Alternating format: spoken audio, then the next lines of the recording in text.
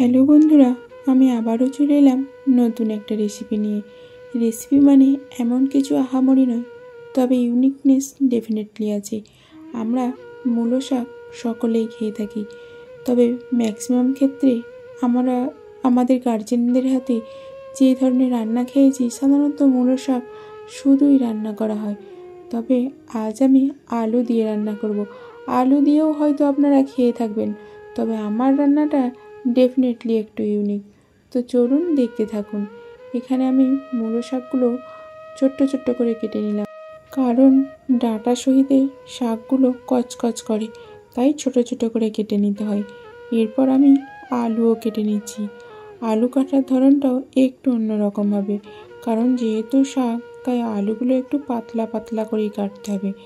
এই যে আমরা যেমন চচ্চড়ির আলু কেটে থাকি পাতলা পাতলা লম্বা লম্বা করে, তবে এক্ষেত্রে আমি একটু ছোট ছোট কাটবো, কারণ শাকগুলোও তো ঝিরিঝিরি করে কাটা, তো সেই কারণে আমি ছোট ছোট করে কাটবো।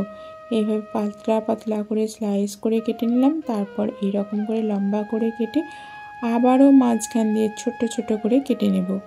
তো দেখুন, কাটা আমার কমপ্লিট হয়ে এসেছে। আমি আপনাদের দেখিয়ে দিচ্ছি, ঠিক এই রকম করে কাটা হবে। তাহলে শাকের সঙ্গে দিয়ে রান্না করতেও যেমন সুবিধা হবে, দেখতেও ভালো লাগবে, সঙ্গে খেতেও ভালো লাগবে। এখন আমি উনান জেলে কড়াইটা বসিয়ে সাদা তেল দিয়ে দিলাম। এরপর দিলাম দুটো বড় সাইজের পেঁয়াজ কুচি আর একটা বড় সাইজের রসুনের কুচি। এরপর আমি নাড়াচাড়া করে গোল্ডেন ব্রাউন করে ভেজে নেব, যাতে স্মেলটা খুব সুন্দর হয়, সঙ্গে টেস্টটাও। ভাজাটা হয়ে গেছে, আপনারা দেখতে পাচ্ছেন কতটা গোল্ডেন হয়েছে।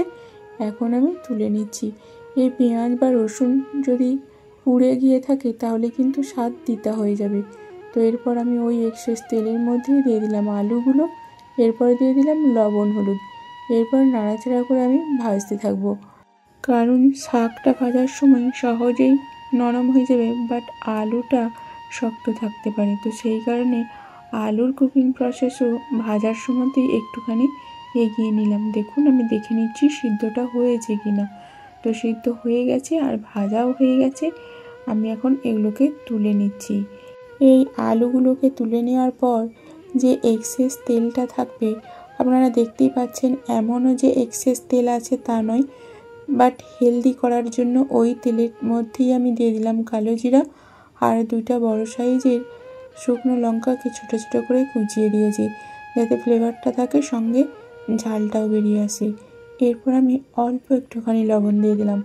শাকটা দেখতে বেশি লাগে, কিন্তু শাক রান্নার সময় লবণটা একটু কমের দিকেই রাখতে হয়, কারণ শাক যতই হোক সেটা পরে কমে যায়। তো এরপর আমি পেঁয়াজ রসুন ভাজাটা দিয়ে দিলাম, তারপর আলু ভাজাটা দিয়ে দিলাম। এখন আমি নাড়াচাড়া করে সবটা মিক্স করে দেব।